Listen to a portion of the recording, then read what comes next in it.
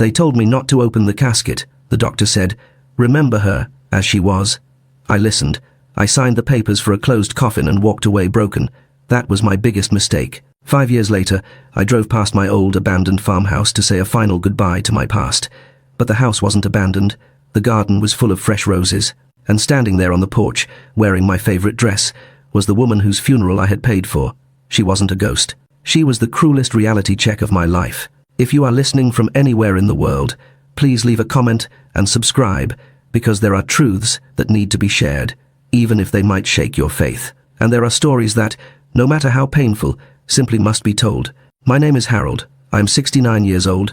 I have been a farmer all my life, and I live here in Franklin, in the south of Tennessee. I was born and raised right here in Franklin, in a family of simple folks who worked the land their entire lives. My father had a little piece of ground where he planted corn, and since I was a child, I learned that the land doesn't lie. You plant, you care, you harvest. The land is honest. I wish I had learned early on that people aren't always like that. I grew up playing barefoot in the middle of the cornfields, swimming in the creek, eating warm biscuits that my mother made on the wood-burning stove.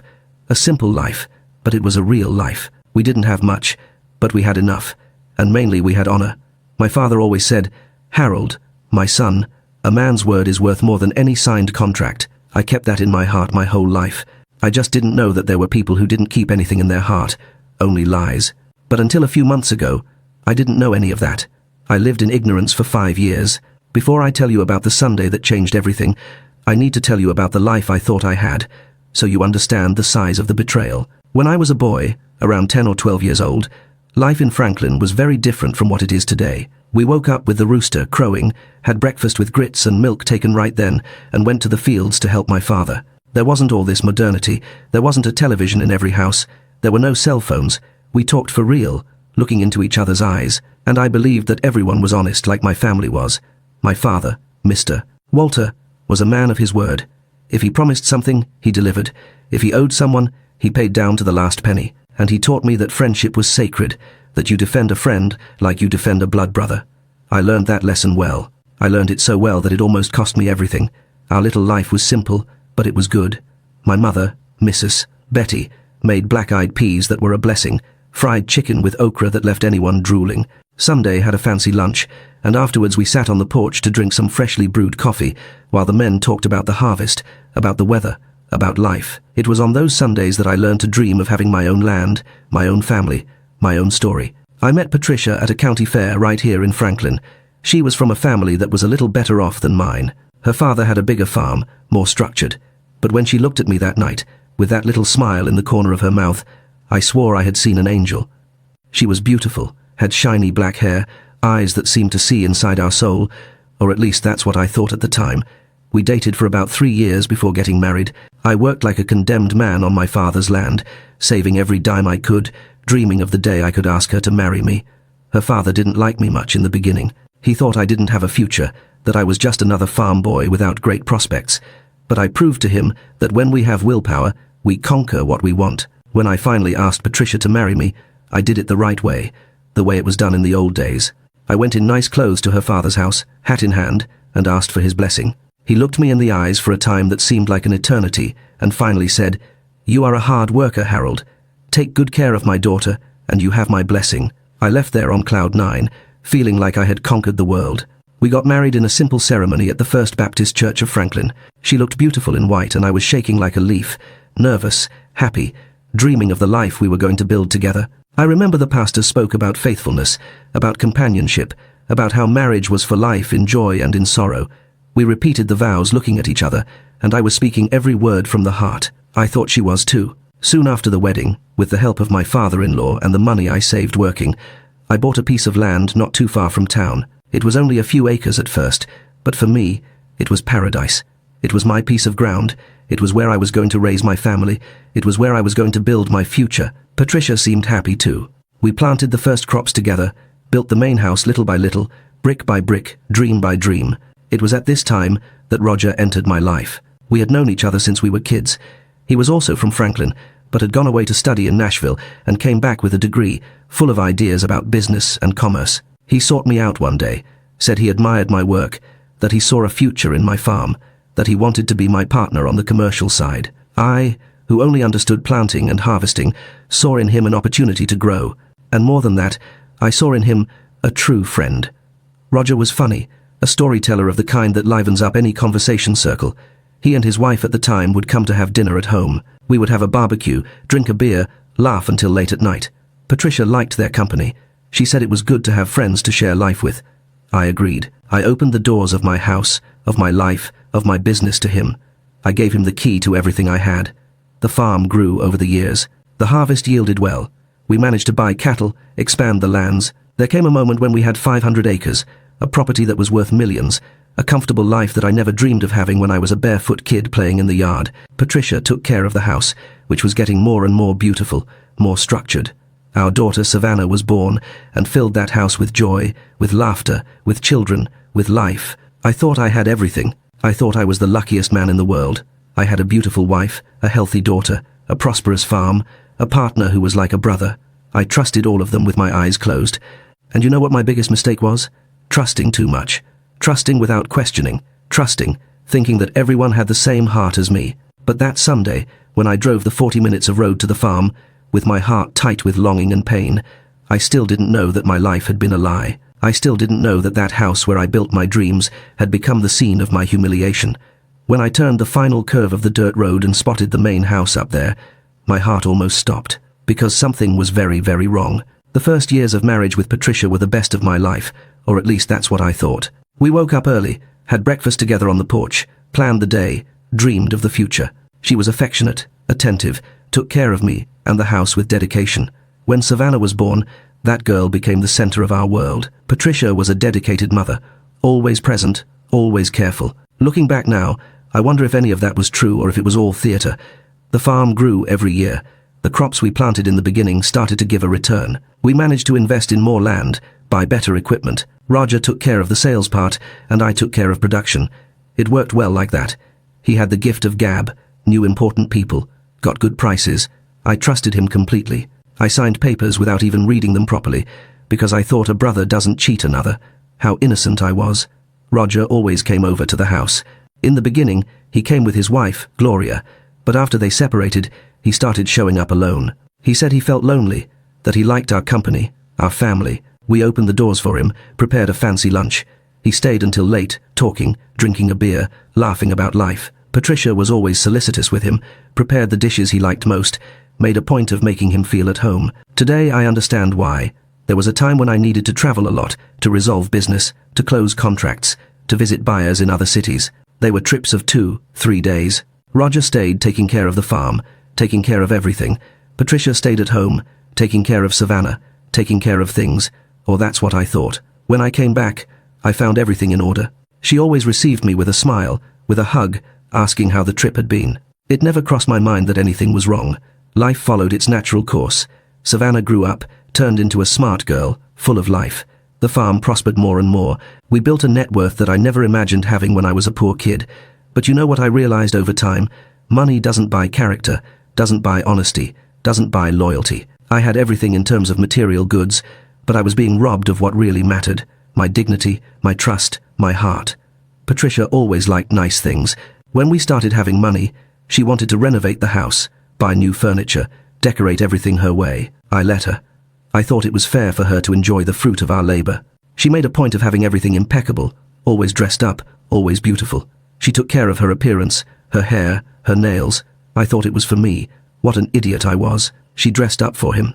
There was a day I arrived from a trip early. I was supposed to return only the next day, but I managed to resolve everything faster. When I arrived home in the middle of the afternoon, Roger was there. He said he had stopped by to sort out some papers, some farm documents. Patricia was making coffee. The two seemed calm, natural. I thanked Roger for taking care of everything. He laughed, patted my shoulder, said that's what friends were for. We drank coffee together, talked, he left. I never suspected anything. But you know those signs we ignore because we don't want to believe? There were a few times I noticed Patricia acting kind of strange, distant. I asked if everything was okay. She said yes, that it was just tiredness. There were times she seemed irritated with me, without apparent reason, complained that I worked too much, that I didn't give her enough attention, that life had become just routine. I tried to improve, took her out to dinner, tried to be more romantic, but nothing seemed enough. Roger, on the other hand, seemed closer and closer to us. spent weekends at the farm, helped with small repairs around the house, played with Savannah, became practically family. But not everyone was blind like me. We had a housekeeper, Mrs. Martha, who had been with us since Savannah was in diapers. She was a good woman, the kind who notices everything. About a year before Patricia got sick, Martha came to me, twisting her apron in her hands. She whispered, "Mr. Harold, be careful. Mr. Roger is here too much when you're gone, and the way the missus looks at him, it ain't right." I should have listened. Instead, I let my anger blind me. When I confronted Patricia, she turned it around immediately. She claimed Martha was stealing silverware and spreading lies because she was getting senile. Roger backed her up, looking all offended. So, I did the unthinkable.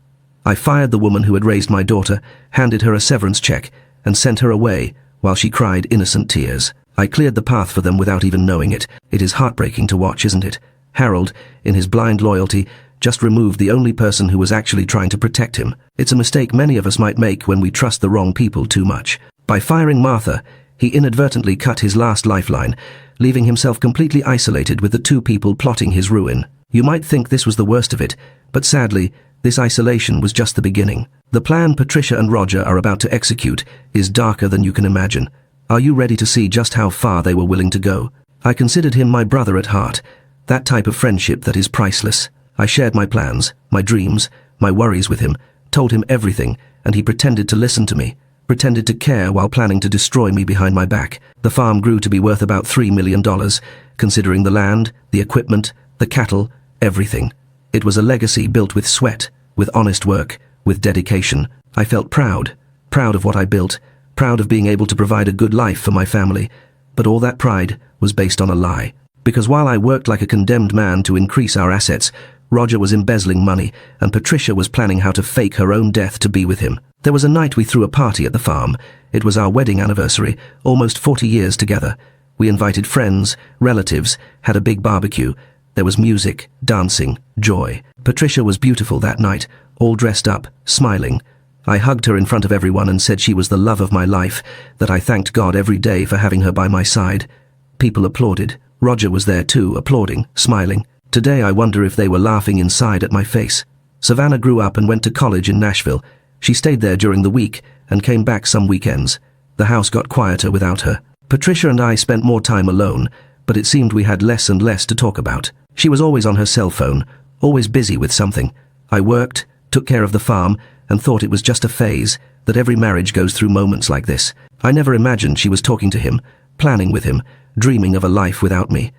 Time went on and I started to feel that something had changed, but I couldn't identify what. Patricia was different, more distant, colder. The conversations became superficial, mechanical. The intimacy we had was disappearing little by little. I tried to win her back, but it was like trying to hug smoke. The more I tried, the more she pulled away. And Roger was always around, always available, always helpful. There was a moment Patricia started talking about traveling, seeing other places, living new experiences.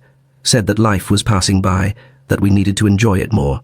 I agreed, promised that as soon as things settled down on the farm, we would travel. But things never settled down enough. There was always something to do, something to resolve. She got frustrated, irritated.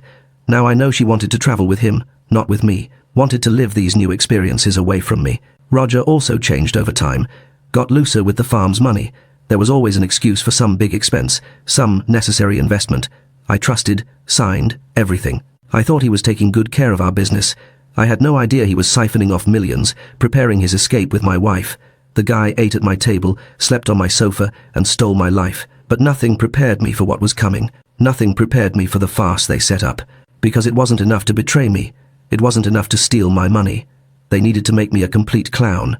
They needed to make me cry for 5 years at the empty grave of a woman who was alive, having fun in my house, with my money, with my best friend. And when I discovered everything that Sunday, when I saw the house that was supposed to be abandoned, all renovated, all alive, it was as if the ground opened up beneath my feet. Life was following its course, the years passing, and I thought everything was in order. The farm was prospering. Savannah had finished college and started working. Roger continued, as my right-hand man in business, and Patricia seemed to have resigned herself to the routine. But I didn't know that beneath this apparent calm, a storm was being prepared. A storm that was going to destroy everything I believed to be true. It was during a period when everything seemed to be going too well. You know, the crop harvest had been excellent, the cattle were healthy, business prospering.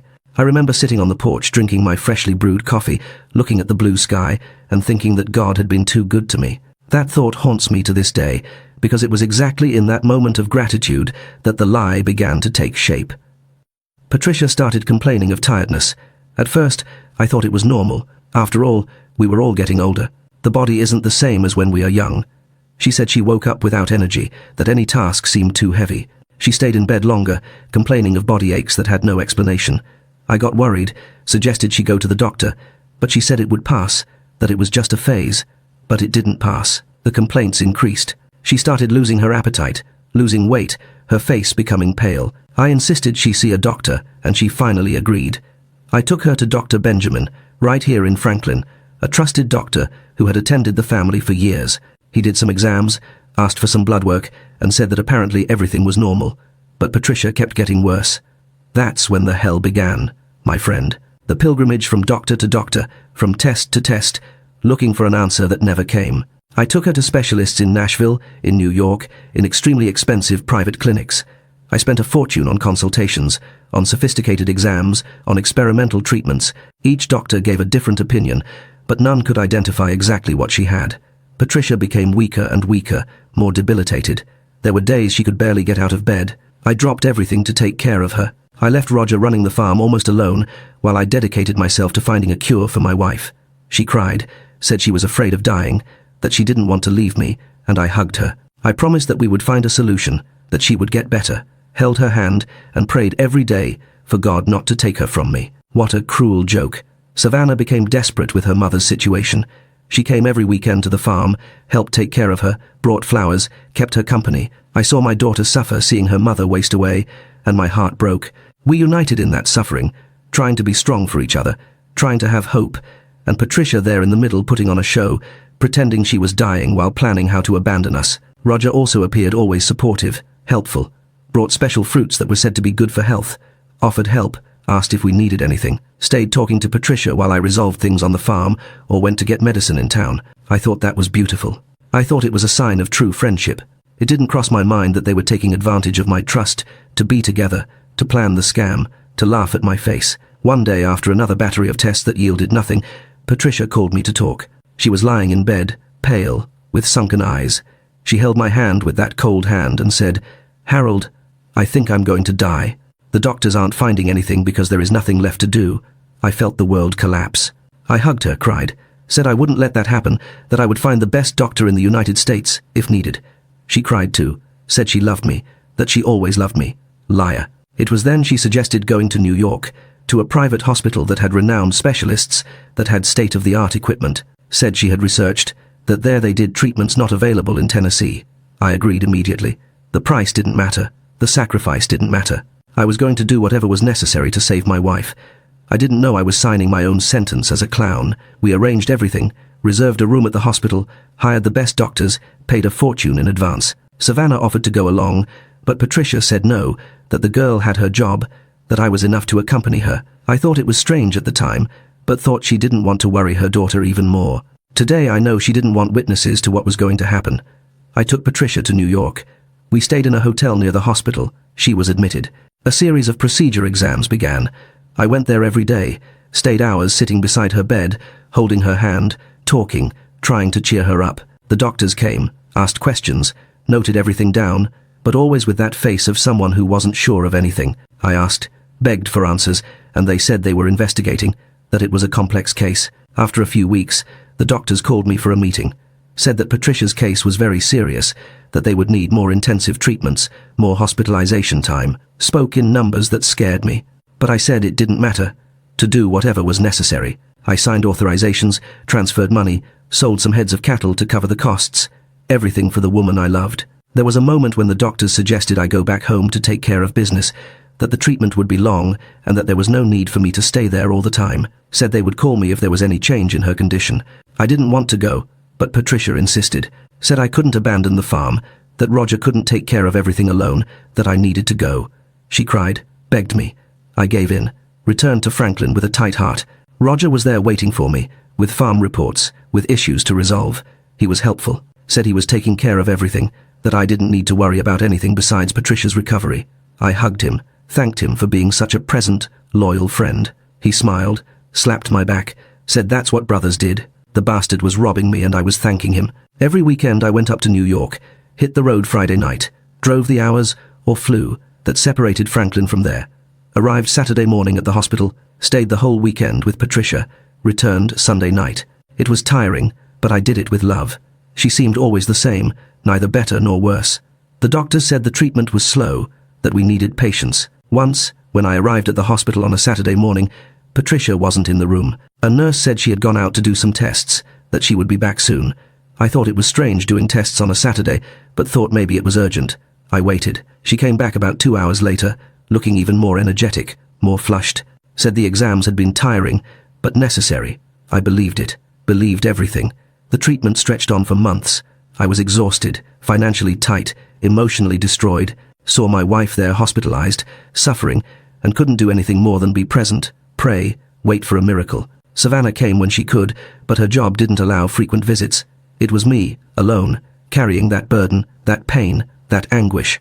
Roger continued taking care of the farm. Whenever I returned, he had some news about sales, about negotiations, about necessary investments. I signed everything without questioning, trusted him blindly. My head was in New York, was with Patricia, wasn't on business, and he took advantage of that. Every paper I signed was more money being diverted, more assets being stolen. There was a day I called Roger from the road, returning from New York, and he didn't answer. Tried again, nothing. I called about 5 times until he finally answered, out of breath, saying he was in the barn, that he hadn't heard the phone. I asked him to stop by the house, check if everything was locked, if nothing had been left open. He said yes, that he had already stopped by there earlier. I didn't question it. I trusted him. Stupid me. The hospital bills were increasing absurdly. There came a moment I needed to take out a loan using the farm as collateral. Roger helped me with the papers, said he knew people at the bank, that he would get good conditions. I signed everything. I would give the whole farm, if needed, to save Patricia. I didn't know I was being robbed from all sides, that loan was just another way to divert money. After almost a year of treatment, the doctors called me again, said Patricia's condition was very serious, that despite all efforts, she wasn't responding well, spoke of palliative care, of preparing her to go back home. I collapsed, cried right there in front of him, without shame, without being able to control it. It wasn't possible that, after everything, after so much sacrifice, I was going to lose her. But Patricia said she wanted to continue treatment, that she didn't want to give up, said she had hope, that she felt she could get better. The doctors agreed to keep trying, but warned the chances were slim. I grabbed onto that hope like a castaway grabs onto a plank, sold more cattle, took out another loan, did whatever was needed, wasn't going to give up on her. She was my life. And then, on a cold night, my phone rang. It was 3 inches the morning. I was sleeping at the farm, exhausted from another week of work and worry. I answered half-dazed, and the voice on the other side woke me up instantly. It was the hospital. The voice said the words that destroy a man. "Mr. Harold, I am so sorry. Mrs. Patricia didn't make it." That phone call at 3 a.m. changed my life forever, or at least that's what I thought at the time. The nurse's voice on the other end of the line was soft, trained to give bad news. But no training in the world prepares a man to hear that the woman he lived with for 40 years just died. I simply froze with the phone in my hand, unable to process those words. "Mr. Harold, are you listening to me? We are very sorry for your loss." "My loss?" She said my loss as if she were talking about an object, about something I had dropped on the floor. But it was my wife. It was the woman who slept next to me for decades, who raised my daughter, who built the farm with me. How could she be dead? I had spoken to her the day before. She had said she was feeling a little better, had even smiled when I said I would return on the weekend. How could she be dead? I got out of bed like a madman, dressed in the first clothes I found, grabbed the car key, and took off in the middle of the night. Franklin to New York is a long way, but I drove to the airport, caught the first flight, crying, screaming inside, asking God why he had done that to me. I just wanted to get there, just wanted to see that it was a mistake, that it had been an error. I arrived at the hospital when the sun was rising, ran through the corridors to her room, but they had already taken the body. A nurse stopped me, took me to a small room, offered water, made me sit down. A doctor appeared, one I had never seen before, a younger man, in an impeccable white coat. He told me Patricia had suffered cardiac arrest during the night, that they tried to revive her, but couldn't, that she departed in peace, without suffering. Without suffering, he said, without suffering, but I was falling apart there in that cold hospital room. I asked to see her. I needed to see with my own eyes, needed to say goodbye, but before he pulled it, he stopped. He looked me in the eye with a fake sympathy that makes my blood boil today. Mr. Harold, remember her as she was. The disease. It took a toll. I highly recommend a closed casket, for your own peace of mind. I trusted him. I authorized the sealed casket. At the time, I thought it was an act of compassion. Today, I know the truth. That casket was filled with sandbags to give it weight.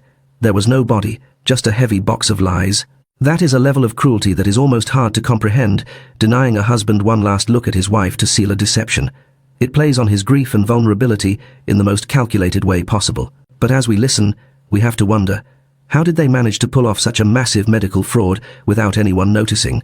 The pieces of this puzzle are terrifying. Harold is about to spend 5 years living in a shadow, manufactured by the people he loved most. But keep listening, because the truth has a funny way of rising to the surface, even from a grave that isn't really there.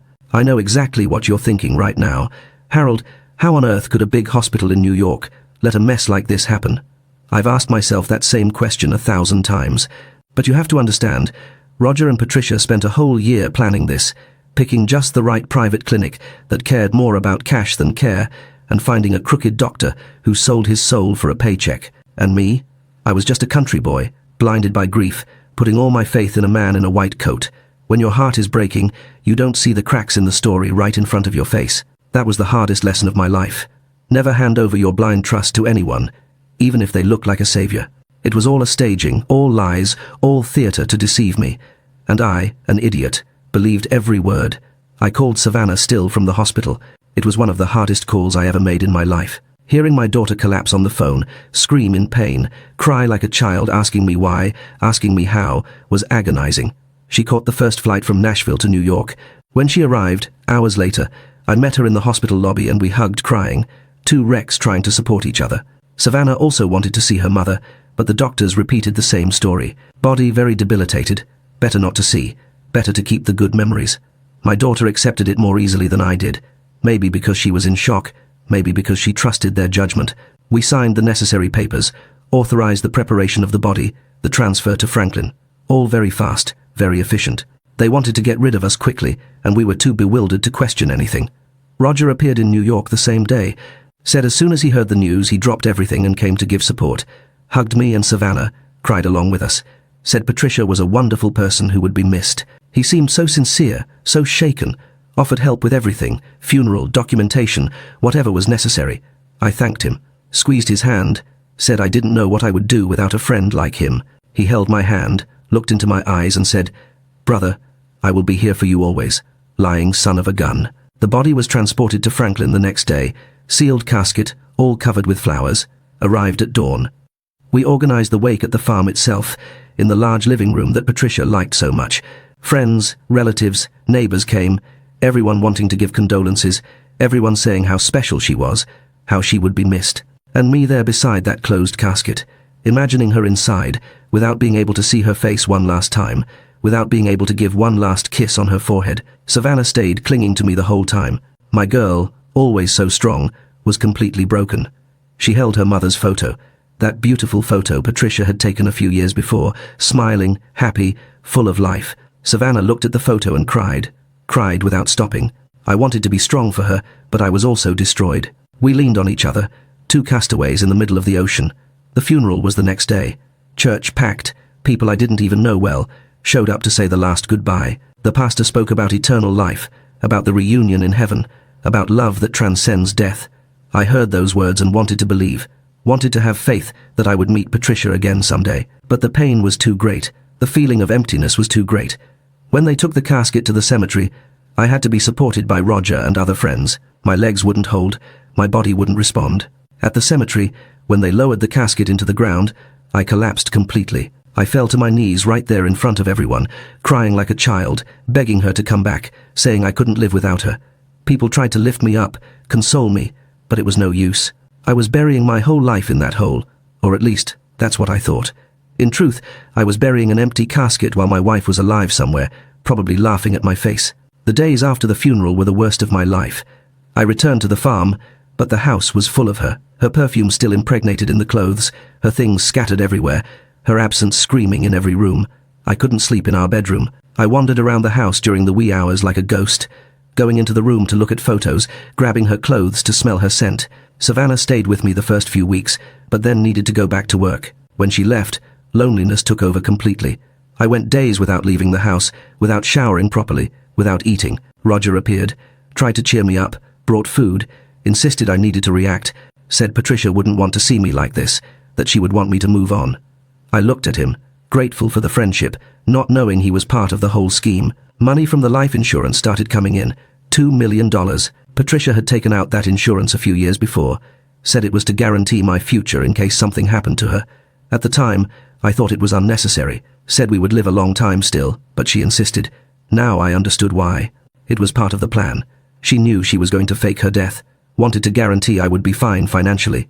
Or maybe it was just a disguise, so no one would suspect. $2 million, that came from a lie, from a farce. I used part of that money to pay the debts I had incurred with her treatment, hospital, doctors, loans. I paid everything off, closing that cycle of pain. The rest I left, saved, invested. I had no spirit for anything, had no desire to use that money. It was money stained with tears, with suffering. Every one of those bills represented a lie I had believed. Every Sunday I went to the cemetery, took fresh flowers, stood there talking to the tombstone, telling how the week had been, asking for strength to continue. Talked to her as if she could hear, as if she were really there under that earth. Cleaned the tombstone with care, arranged the flowers, stayed there until the sun started to go down. People who passed by looked at me with pity. That old man who couldn't get over the loss of his wife. Savannah went into depression, started therapy, taking medication for anxiety. She called crying in the middle of the night, saying she had dreamed of her mother, that she missed her, that she couldn't accept she was gone. I tried to console my daughter, but how to console someone when you yourself are shattered? We cried together on the phone, two broken hearts trying to mend themselves. The farm kept running, but I was absent. I couldn't concentrate on anything, had no more pleasure in what was my passion. Roger assumed practically everything. He took care of sales, purchases, decisions. I just signed papers when he asked me, trusted blindly that he was doing the best, and he was. Except the best for him, not for me. Continued embezzling money, preparing the ground to disappear. There was a period I thought about selling everything and leaving Franklin. That town was full of memories of Patricia. Every street, every square, every church reminded me of her. But in the end, I couldn't. It was there we built our life. It was there she was buried. Leaving that behind seemed like a betrayal of her memory. What a joke, isn't it? Worried about betraying the memory of someone who had betrayed me in the worst possible way. The years passed slowly, painfully. Each death anniversary was a renewed torment. Each special date, each Christmas, each anniversary of ours was a stab in the chest. Savannah came when she could. We went to the cemetery together, cried together, reminisced together. She said she felt her mother was watching over us from heaven, that she was in peace. I agreed, trying to believe, trying to find comfort in that. For 5 whole years, I lived in that pain, visiting an empty grave while being the biggest idiot in the world. It was on one of those death anniversaries, right after completing 5 years, that something inside me changed. I was at the farm alone, looking at the big house, and felt an inexplicable urge to go there. The house had been closed all that time. After the funeral, I couldn't live there anymore. Had moved to a small apartment in town, left the house locked, full of memories, full of ghosts. But on that day, it wasn't just intuition that woke me up. It was the phone, at 7 a.m. On a Sunday, my cell phone rang. It was a number I didn't recognize. When I answered, a voice trembled on the other end. "Mr. Harold? It's Martha." I hadn't spoken to her in 5 years. "Martha?" I asked, confused. "I know you told me never to call." She was crying now, but I still walked the trails behind the old property to pick wild herbs. "Mr. Harold." I saw her. Saw who? I saw Patricia. She was on the back porch hanging laundry. I felt anger rise in my throat. "Martha, Patricia is dead. Don't start this again. Dead women don't hang wet sheets, Mr. Harold. I know her walk. I know how she hums. Please, just go look, for your own peace of mind." She hung up. That phone call put a fire in my belly that I couldn't ignore. I had to prove her wrong. I had to prove to myself that I wasn't crazy. Can you imagine receiving that phone call? After 5 years of mourning, the idea that your late wife is casually doing laundry seems like absolute madness. Most people would have just hung up, but Harold's gut instinct finally kicked in, louder than his grief. He is about to take a drive that will dismantle his entire reality. Buckle up, because what he finds at the end of that dirt road is going to shock you just as much as it shocked him. Let's head back to the farm. I took the car key and left. The way there I knew with my eyes closed. It was 40 minutes of road, part paved, part dirt, passed through town, through the familiar streets, by the church where Patricia's funeral had been. Every corner of that town reminded me of her, reminded me of the life we had built together. Took the road leading to the rural area, beautiful landscape, hills in the distance, green pastures, cattle grazing peacefully. That was my land, the region where I was born and raised, where I built everything I had. But in that moment, driving alone on that road, I felt a huge emptiness in my chest, an emptiness that 5 years of mourning hadn't managed to fill. The closer I got to the farm, the tighter my heart got. Memories came in waves. Me and Patricia planting the first rows of corn, building the house brick by brick, Savannah running through the yard when she was a child, the Sunday barbecues with friends, the nights on the porch drinking coffee and talking about life. All that had been left behind, buried along with her, or so I thought. Arrived at the farm gate. The gate was closed, but not locked. Thought it was strange. I was sure I had left everything locked when I left. Thought maybe Roger had stopped by there to check on things. After all, he had the key and was always careful with the property. Opened the gate, entered with the truck, closed it again behind me. The dirt road leading to the house was in good condition. No tall weeds on the sides, no potholes. Someone had taken care of that. Drove up slowly along the road. At every curve, more anxiety, more tightness in the chest. And when I made the last curve and spotted the main house up there, my heart almost stopped. That couldn't be right. It couldn't be true what my eyes were seeing. The house wasn't abandoned. Quite the opposite. The garden was blooming, full of roses, of dahlias, the same flowers Patricia loved to plant. The grass was trimmed, green, cared for. The paint on the house was new, white, shining in the morning sun. There were clothes hanging on the line in the back, swaying with the wind. And there was smoke coming out of the chimney, that thin smoke that rises when someone is cooking, when someone is living there. I stopped the truck in the middle of the road, still far from the house, trying to process that. Squatters, someone had invaded my property and was living there. But how? The farm had a gate, was far from the main road, wasn't a place just anyone would find by chance.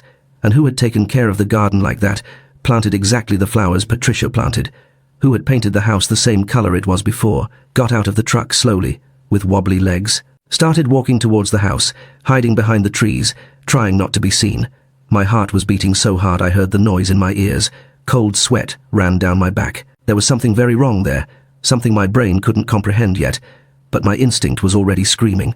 That was when I noticed the cameras, modern security cameras, those small black ones, installed in the corners of the house at the entrance, pointed in all directions. That didn't exist when I lived there. We never needed cameras. The farm was isolated, safe. Why would someone have installed cameras there? And who had done it? Continued approaching, hiding behind the large trees in the garden, those old trees we planted when we built the house. My body was shaking all over. Didn't know if it was from fear or anger or confusion. Got close enough to look through the kitchen window, and what I saw made me hold onto the tree so as not to fall. There was a woman with her back turned, working at the stove. Grey hair, tied in a bun the way she always tied it.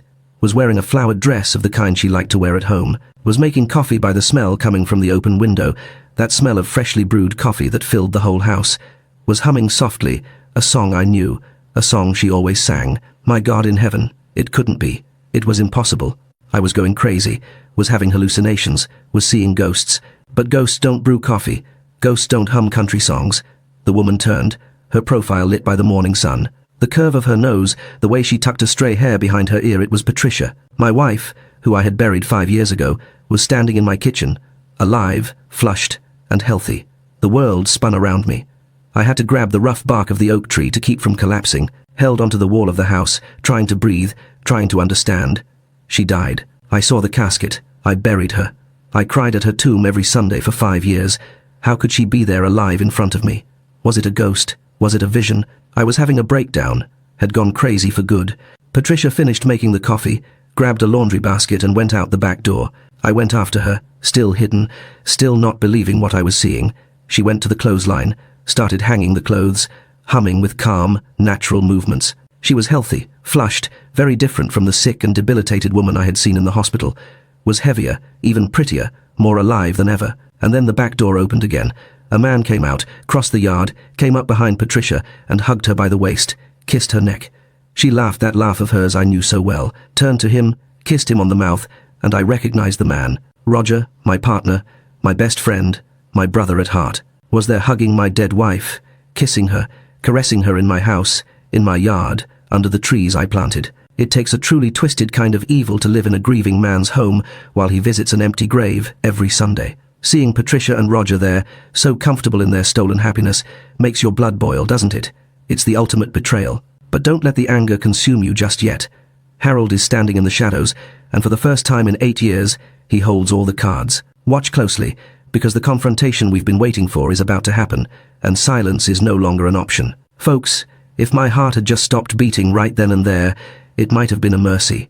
It wasn't just anger I felt in that moment.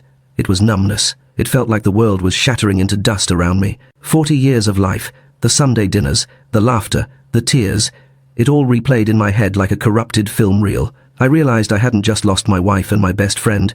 I had lost my entire past. I stood there, gripping the bark of that old oak tree, wondering if I had died and gone to hell, or if this was just the cruel, ugly face of the real world that I had been too blind to see. The anger that rose inside me in that moment was unlike anything I ever felt in my life. It wasn't just anger, it was hate, it was disgust, it was pain, it was humiliation, all mixed in a knot in my throat that almost suffocated me. 5 years. 5 years crying, suffering, visiting the empty grave. 5 years being made a clown. 5 years while they lived the good life in my house, with my money laughing at my face. Heard Roger's voice, clear, calm. "Coffee's ready, honey," Patricia answered sweetly. "Already coming, darling. What a beautiful day, isn't it? 5 years living here, and I don't get tired of this view." 5 years, she said, 5 years. Since the death, since the funeral. They were there all this time. Couldn't take it anymore. Came out from behind the tree and walked towards them. My body trembled with rage, but my mind was strangely calm, cold. Roger saw me first. The color drained from his face. Turned white as a sheet, mouth open, eyes wide. Let go of Patricia and took a step back, tripping over his own legs. "Harold," he shouted my name as if he had seen a ghost. And maybe I was the ghost there, the ghost of the idiot they had deceived. Patricia turned slowly. When she saw me, the laundry basket fell from her hands. I stepped out from the shadows. My voice was dangerously quiet. "I was going to visit your grave, Patricia, but I see you're busy with the laundry." Roger spun around, dropping the basket. His face went pale as milk. Patricia froze, her mouth opening and closing like a fish out of water. "Harold," she whispered, trembling. 5 years, I roared, the anger finally exploding. 5 years I cried over dirt. 5 years I paid for your funeral while you played house with my best friend. We fell in love," she stammered, tears streaming down her face, fake tears. "I knew now. We didn't know how to tell you, Harold. You were just so boring." Her voice trembled, but not from regret, from fear. Fear of being caught. "How long?" I asked coldly. "How long were you two betraying me?" Silence. "How long?" 8 years. Roger confessed with a weak voice. "We fell in love 8 years ago and planned everything. The fake illness, the hospital, the death to be able to be together. 8 years. 8 years of being a cuckold. 8 years of lies. And me, an idiot, trusting, believing, crying when she died." "The doctor?" I asked, already knowing the answer. "Bought," Patricia admitted. "The death certificate was fake. The hospital was in on the scheme. The body never existed. The casket had weight, but it wasn't me. You buried an empty casket. I buried an empty casket. Cried over dirt that covered nothing. Visited a lying tomb every single Sunday for 5 years. And they knew. They laughed. Maybe even commented, 'Did the sucker go to the cemetery today again? And the money?' My voice was too calm, too dangerous. The life insurance, the 2 million. Roger lowered his head. "She took out the insurance thinking of you, so you would be okay after her death. But I embezzled another 3 million from the farm over the years. It's all in an account in Europe. 3 million. Adding to the 2 from the insurance, 5 million. They had stolen 5 million from me, plus my wife, plus my dignity, plus 5 years of my life." "And why didn't you go to Europe?" I asked, knowing the answer was going to destroy me even more. "Because we liked it here," Patricia said with a frightening tranquility. "You never came. The house was abandoned. We decided to stay. No one would find out. Arrogance. That's exactly what did them in. They thought I was just a weak, spineless old man who would drown in his own sorrow and never set foot near those painful memories again. They looked down on me so much that they turned my own house built with my own sweat and blood into their love nest, right under my nose. My farm sits deep in a valley, surrounded by woods, gated and locked tight.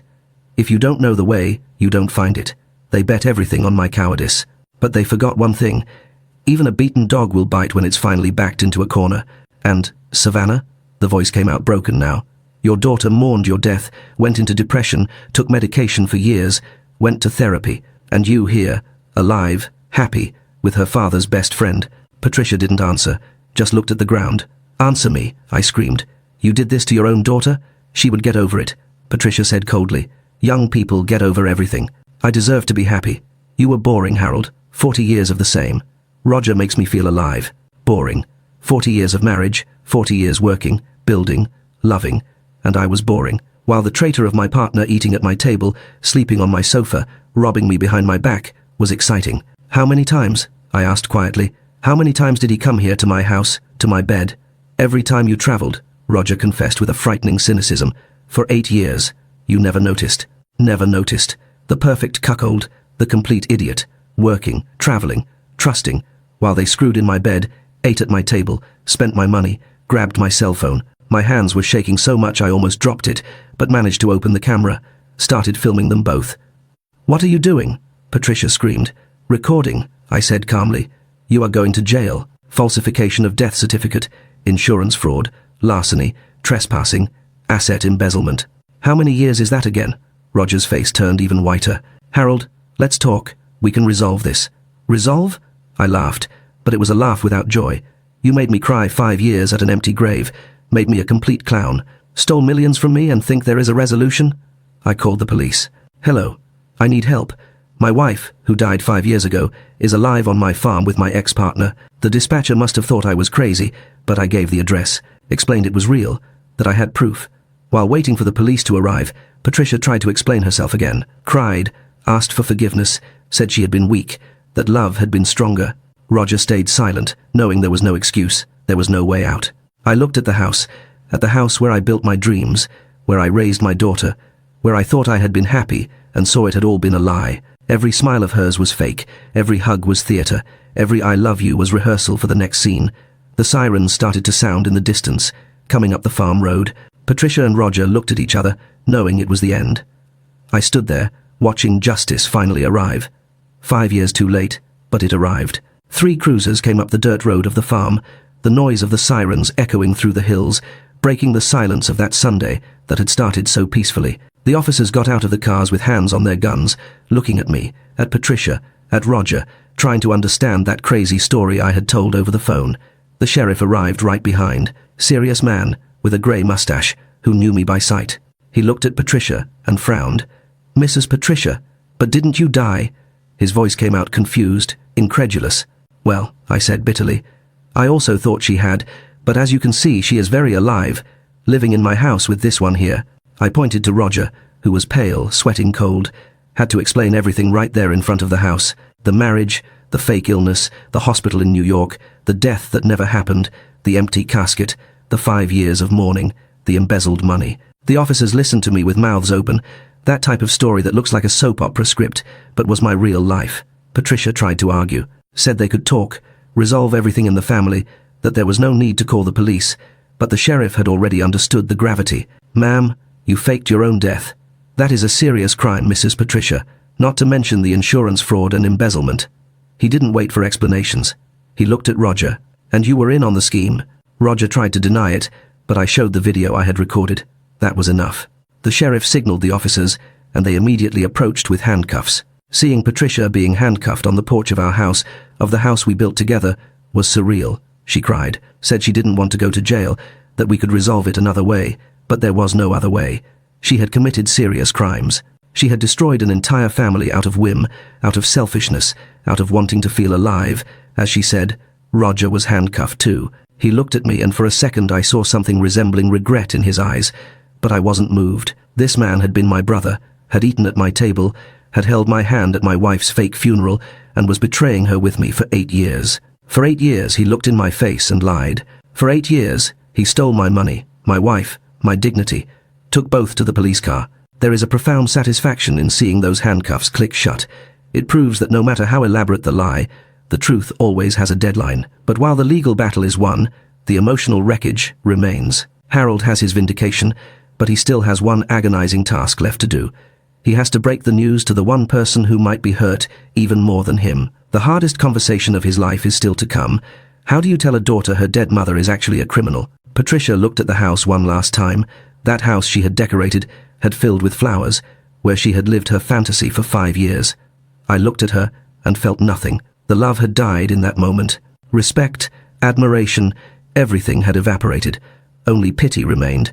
Pity for a woman who threw everything away for so little.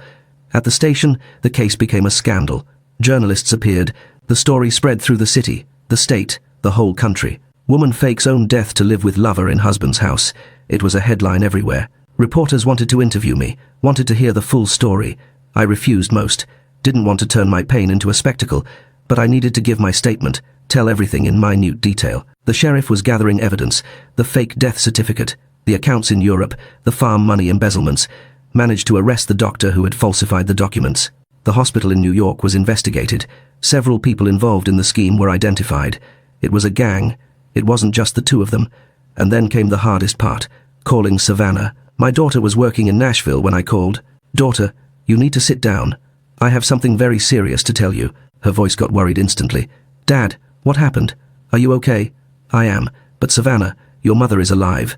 Silence on the other end. A long, heavy silence. "Dad, what did you say?" Her voice was a whisper. "Your mother didn't die, daughter. She faked it. She is alive. Was living on the farm with Roger during all these 5 years."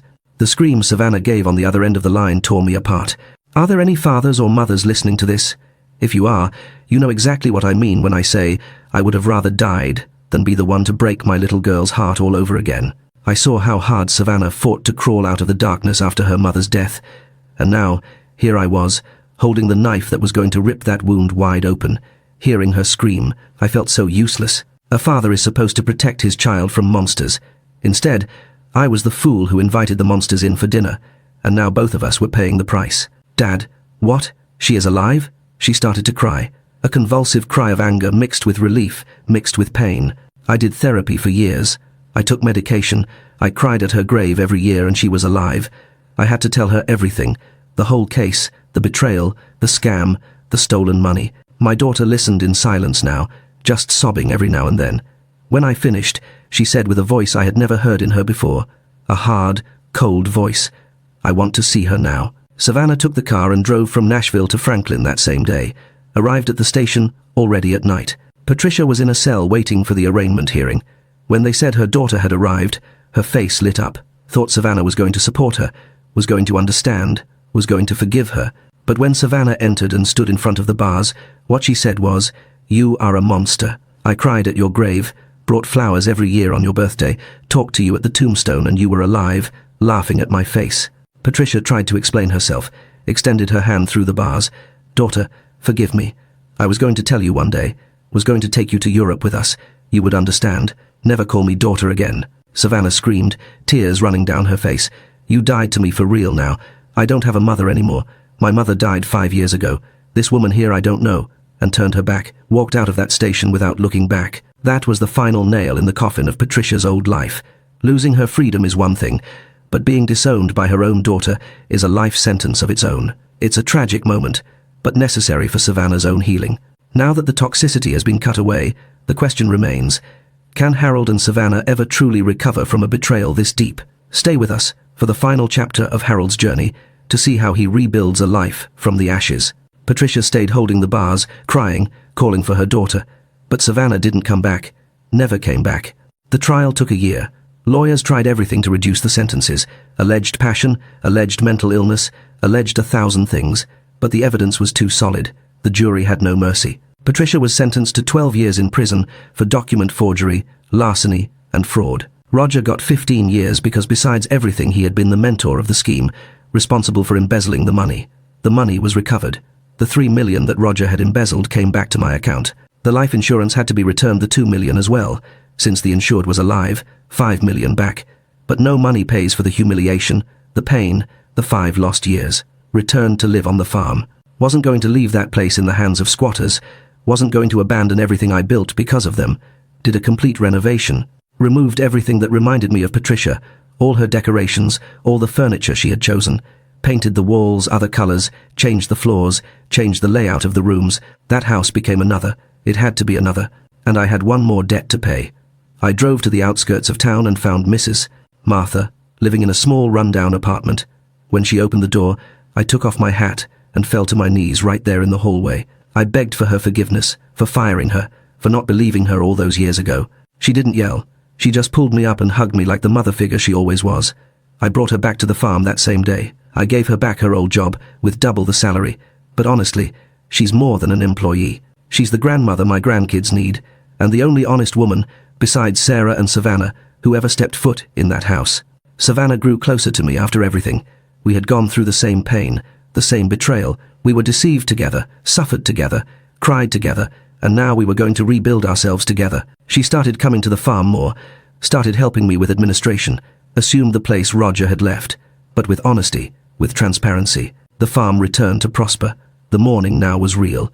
Didn't cry anymore for Patricia's death, because she hadn't died. Cried for the marriage that never really existed, for the 40 years that were based on a lie, for the friendship with Roger that was fake from the start. This mourning was different, deeper, more painful, because it wasn't about losing someone to death. It was about discovering that there never was anything true. Did therapy, needed to understand how I had been so blind, so naive, how I hadn't seen the signs. The therapist told me it wasn't my fault, that I had trusted because I was a trusting person, that they were the ones in the wrong, but it still hurt. Hurt knowing I was played for a fool for so long. Sundays were the worst. For 5 years, every Sunday I went to the cemetery, brought flowers, cleaned the tombstone, talked to the empty grave. Now I didn't know what to do on Sundays anymore, until I decided, ordered the casket exhumed, wanted to see with my own eyes that it was empty, that everything had really been a lie. When they opened it, confirmed, empty. Had some weights inside, some sandbags to give the sensation of a body when they carried it, but there was nothing of Patricia there. Ordered that casket destroyed, that tombstone. I don't want a fake memorial, I said, and in its place planted a tree, a yellow dogwood tree, beautiful, that flowers every year. On that tree there is no name, no date, only new life growing. Where before there was a lie buried, life went on slowly, but it went on. Savannah brought her children to spend weekends at the farm. The kids ran through the yard, played, filled that place with joy again. And I, seeing my grandkids happy there, felt that maybe, just maybe, that house could have real life again. A life based on truth, on real love, on family that respects each other. But the wound was still open, and I still didn't know if one day I would be able to trust someone again, if one day I would be able to love again without fear of being deceived. Because when you discover you lived 40 years in a lie, it gets difficult to believe that anything can be true. A few years have passed since that Sunday that changed everything. The farm is back to producing. Savannah got married and gave me 2 more grandkids. Life went on as it always does, even after the worst storms. Patricia is still in prison. Roger too. Heard he abandoned her in there, said she had dragged him into that it was her fault. The love that was so strong it justified faking death, stealing, lying, didn't last even 2 years of jail. She stays alone in the cell now, without visits from anyone, not from Savannah, who never wanted to see her mother again, nor mine. She sent a letter asking for forgiveness, burned it, without reading. I met someone, Mrs. Sarah, the rancher from the neighboring property, also a widow, honest woman, of clean heart. We started slowly, with caution, because my heart had been shattered, but she had patience, showed me that true love still exists in the world. We got married 2 years ago in a simple ceremony here at the farm, with Savannah as matron of honor and my grandkids running all over. The difference is that with Sarah, I sleep in peace. Don't have that fear in my chest, that suspicion, because that's what I learned. When love is true, you feel it. Don't need to pretend, don't need to lie, don't need to steal. True love is enough. And what I had with Patricia was never true love. It was convenience. It was a lie masked as marriage. Discovered also that Patricia had betrayed even Roger before. Other affairs no one knew about. She was always like that, always a liar. Roger discovered this in jail through anonymous letters. He was also a sucker, just didn't know it. The empty grave turned into a tree, as I said, and that tree gives beautiful flowers every year. It's my way of transforming the lie into something beautiful, of burying the past for real, and letting something good grow in its place. That Sunday, I went to the farm looking for closure, but I found the truth instead. It was the hardest day of my life, but it was also the best, because you can't build a future on a foundation of lies. I burned the fake death certificate, but I kept the lesson. Trust is precious, but intuition is God's way of talking to you. Never ignore it. Today, I hold Sarah's hand, and I know it's real. No secrets, no drama, just peace. I want to know about you. Have you ever had a gut feeling that saved you from a bad situation? Share your story below. I read every single one. Don't forget to subscribe for more stories from the Heartland. Until next time, keep your eyes open and your heart true.